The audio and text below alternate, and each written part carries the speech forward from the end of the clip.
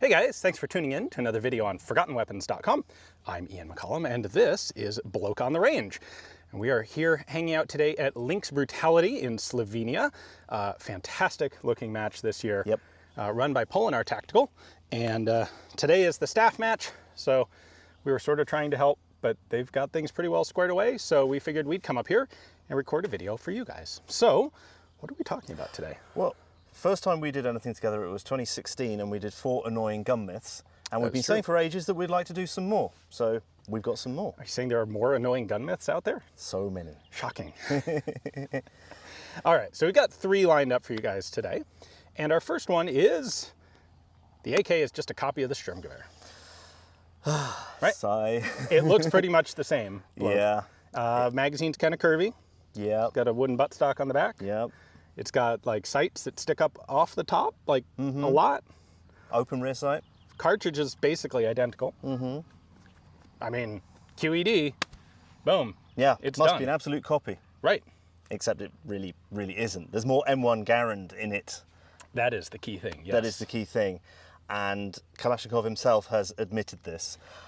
Fundamentally, it looks similar because it's a real form follows function thing. I mean, basically, you make a gas-operated with a top piston rifle like that with a curvy mag, they're all going to look the same.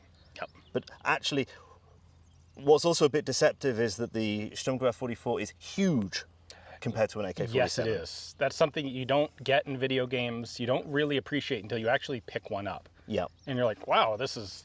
It's the Thompson's the same way. Yeah. And the Sturmgewehr is heavier than you'd think as well. Oh, it's a very large thing, whereas an AK-47 is shorter than an M1 Carbine, which I was shocked when I saw that on a rack. I never actually thought about it I saw it on a rack, standard wood butt AK next to an M1 Carbine, and it's shorter. I mean, M1 Carbine's just a hair under 18 inches barrel length, and the AK is 16. Yep. Wow. It's a tiny thing, but once you've got the concept of the intermediate cartridge, the large magazine, I mean, a G3 looks like a FAL. Mechanically, there's no similarity other than it's a gun with a that kind of configuration. So technically speaking, on the mechanics, the FAL has a tilting bolt. The bolt drops down to lock. When the gas piston comes back, it's got these 2 hooks that you can see clearly through the ejection port. And they just pick up the bolt, lift it out of its locking lug or locking recess, and cycle it back. The AK has a rotating bolt like an M1. And a trigger rather like an M1. Yep. And you know where a lot of the M1 stuff came from? Le fusil français. Of course. It's always the French. The RSC has a lot of those same elements to it. So of course we can thus justifiably say that the French invented the AK. Right? I'm convinced. Okay. Now the other part of that myth that always comes up is, well, the Russians captured all the German scientists. So obviously the German scientists, or in this case German engineers, are the ones who built the AK. And at a superficial level, it makes perfect sense. You've got guys who designed a stamped sheet metal, intermediate caliber modern assault rifle. They go to Russia. What are they going to do? Obviously, they're going to do that, and that's what Russia comes out with, except that they don't really. It's a totally different receiver construction. Right, so when the AK is first developed, it's...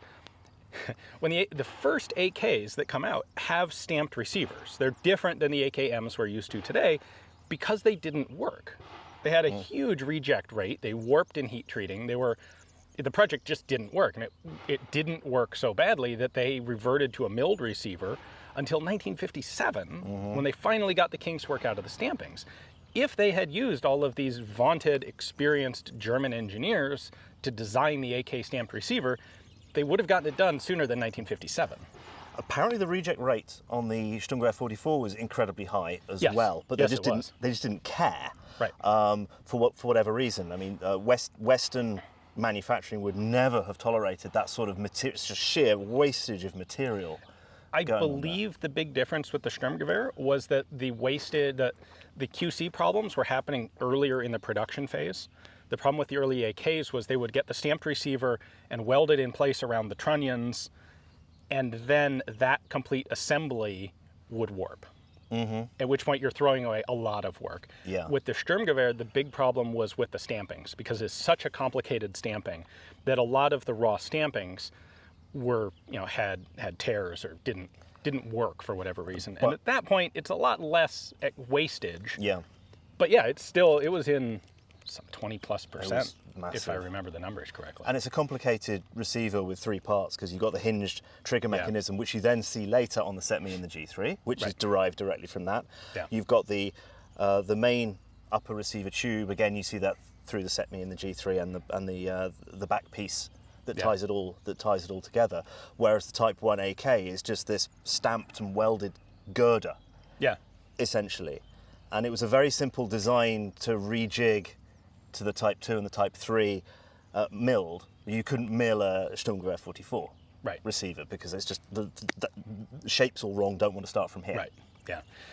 The reality of the fact is for the Russians, the Kalashnikov project, the new assault rifle, was absolutely top secret, national security, major weapons development program, and that's not where they're going to stick all of the literal Nazis that they've captured. They're going to put them on things that are a little less critical, and that's what they did. They were working on other projects, and I can't remember now the details on all of them. I actually have a video that I did with Max Popienko, where we talk about some of this, and where there weren't actually a lot of these really experienced German weapons engineers that went into Russia, but the ones who did ended up on projects that got scrapped. Yeah. Yeah. Interestingly, though, Type 1 AKs have been turning up in Ukraine. I'm not surprised. On the Ukrainian side. Everything has been turning up in Ukraine. It's incredible. It's incredible. But this is not vodka. Yeah. Brilliant Polinar marketing thing. Yeah. Oh, if this is vodka, this is going to get to be a real interesting video. All right. What is number 2? What are we going to do with number 2? Let's do the Mattel M16. Oh, I've seen those. In fact, I was issued one of those in Vietnam, I swear to you. You didn't do your basic on it? Yeah. I totally get where this came from. Yep. The gun feels like a toy. Yep. I mean, we're kind of used to it now. We don't think about it. But if you go from an M14 and you open a crate and you pull out an M16A1 that weighs like 6 pounds, you're like, and it's plastic, it's not wood, some sort of newfangled plastic nonsense. Yeah, it absolutely feels like a toy. Yep, yep. And fundamentally, it's not true, but it's one of those myths that won't die. Yeah.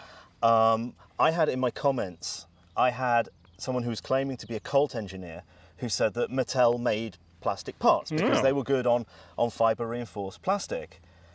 Because that's what he'd heard, or he'd heard it from a Colt armor or whatever. Well, he'd been told that at the factory, what have you. If you go to Mattel's website of things they've worked on, there's no mention of working with any of the M16 producers. And if you go through all of the documents about M16 development, Mattel had nothing to do with it. And we were talking about this earlier this morning. The most telling piece of evidence to me is that I can't find a Mattel marked AR or any Mattel AR part on eBay for $1,000. Oh, well, this guy, the supposed Colt armorer, had a reason for that, but it was embarrassing that people saw Mattel and thought it was toys, so they used a manufacturer code. Right. There's lists of every single manufacturer code for nerds like us online. If Mattel had actually made M16 parts, people would have by now figured out which ones they were, and they would be selling for insane amounts of money, and the hottest thing to do would be to clone build a Mattel AR. Yes. M16. Yeah, there would be a Brownell's Retro Mattel with all the correct markings and everything. And it's not like manufacturer codes and secrecy actually work. Like, we know who all of those German manufacturers were from World War II, and that's after we bombed the crap out of all their records, and they were actually trying to hide them for real. Now, there was the Mattel Marauder toy. Okay. And I've heard, and this is plausible, that these Mattel Marauder toys weren't just used in that terrible, terrible John Wayne film, Vietnam film, as props, but that some units bought them as dummy rifles. I've heard that, and that is plausible. And then you could easily see. Oh yeah, the way you could easily see how the memories flow into each other. And we had a couple of Mattel Marauder dummy rifles that were used for something, and then it ended up as I was issued a Mattel an M16 made 100% by Mattel in Vietnam, and I have this like strong memory of all the markings on it, and then someone photoshops one up, and you get people going, "Oh my God, I knew it!" There it is. Yes. No, it Photoshop. It is a hilarious, physical, practical joke. Yeah. Like, brilliant thing to do, but they weren't actually real. No.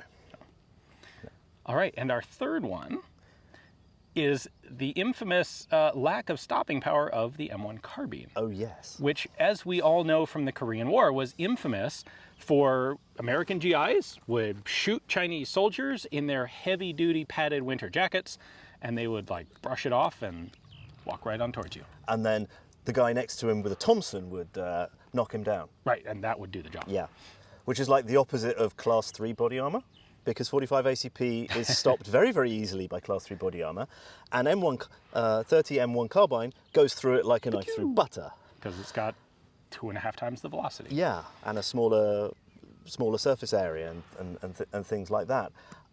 This is one that doesn't die. There's so many people who've done tests. Yeah. In freezing conditions with simulacrums of thick clothing and things like that. It penetrates just fine. Yeah. But it's an issue of you can't miss fast enough to win, given that we're in a match. And the simple answer is they're missing. I've seen some documentation on some US Army documentation which noted the improved penetration of the M1 Carbine compared to 45 ACP because of problems in jungle. Right. And 45 ACP is very wide and very slow. Yeah. And it does not actually penetrate that well. It's probably about the worst, I'm going to get hate for this, it's probably about the worst submachine gun cartridge that you could come up with. There's possibly some, unless you were going to do something stupid like 455 Webley revolver. Or something really terribly underpowered. But yeah, the cartridges are really heavy, they're really big. Yep. 45 ACP mags are physically large and heavy. Yep. And the trajectory is very rainbow-like. Yeah. The reality of the fact is precisely the opposite of the myth. Yep. The 45 was the one that might potentially have problems, but let's be honest, a 45 ACP is going to go right through a padded winter jacket just fine. Yep. What you get are two things. One is guy slips, falls down, or hears bullets whizzing by and drops to the ground. Because they are supersonic. Yeah. Oh yeah, you'll hear that supersonic. snapping going by. Yeah. 2,000 feet per second muzzle velocity. And then gets up and brushes himself off briefly. And what you see from the other end is, oh, I shot him, and he just got right back up and brushed himself off. And guys who just miss. Like, it's really easy under stress to miss and be darn sure that you hit. Like, this is why claimed kills of everything from infantry up to aircraft and tanks are always exaggerated and inflated over the real numbers. Yeah. Because you can very honestly, legitimately, like, I nailed that one. Perfect shot, got that guy center of mass, and he went down, he stood right back up. And the reality is, no, you didn't actually, you missed. Maybe you had your front sight post, or maybe you had your front sight protector wing in the aperture instead of your front sight post, or maybe you just ganked the trigger, or maybe you closed your eyes, maybe you're just not as good of a shot as you think you are. And we see this a lot at these matches, and these are not combat shooting. This is a one-way range. They're stressful matches. You can think you've got everything lined up, and then something goes wrong. And you're expecting to hear a ding. And no ding. And no ding. Yeah. And I can only imagine that it's 20,000 times worse in combat than just at a match. Yeah. But it is not about the stopping power of M1 Carbine or the amazing armor value of a padded winter jacket. The other thing is, because there was another 30 caliber cartridge that was common on the Korean War battlefield, 7.62x25, used in PPSH 41s and PPS 43s. Nobody ever claimed that lacked stopping power. No, that's the fantastic, amazing pistol cartridge that might as well be a rifle that's going 25% slower than M1 Carbine and with a lighter bullet. Much lighter bullet, yeah. 86 grains at 1,600 feet per second, let's be generous to it, as opposed to 110 at 2,000 feet per second. Yeah, it's like, that's folk physics. Yeah. The M1 Carbine has a substantial amount of energy. It feels underpowered and wimpy if you put down a BAR and pick up an M1 Carbine. The reality of the fact is the 30-06 is a massively overpowered cartridge. Yeah. And you see why they were popular on the battlefield when they started to come on. Absolutely. Brits use them as well in the Far East in World War II and later, and unless it's one that's not running right, yeah, an M1 Carbine that runs well is excellent, and you see why everyone wanted to get their hands on them. Yeah. Because, I mean, I've done a video shooting one that isn't in great condition, but that's what happens when you buy sight unseen online. I had to get the barrel timed right because it had been over torqued. That's not good. But you wouldn't want to stand there accurate at 300, yeah, which is absolutely fine, and it's still being picked up by the acoustic detection on our targets at 300. So it will detect the shot. There was a big question, and I was like, yeah, I can hit it, and we can more or less keep them in the figure. Nice. That's impressive at 300. Which is impressive. Yeah. So the rifle itself can do that for that up to 300 battle space. Yeah. So hopefully, well, I'm sure all of you guys who are watching knew that all three of those were myths, but pass the video on to your friends who still claim that any of those three things are in fact true. So, your channel is Bloke on the Range. Yep. You and your buddy, the Chap on the Range, cover a wide variety of cool firearms, highly nerdy, usually. Very. Firearms technical stuff out of Switzerland. Yes. So an interesting, different international perspective on a lot of the firearms tech and firearms collecting space. Thank you very much for the plug. Absolutely. Check them out. We'll have a link in the description below. Hopefully you guys enjoyed this one. Thanks for watching.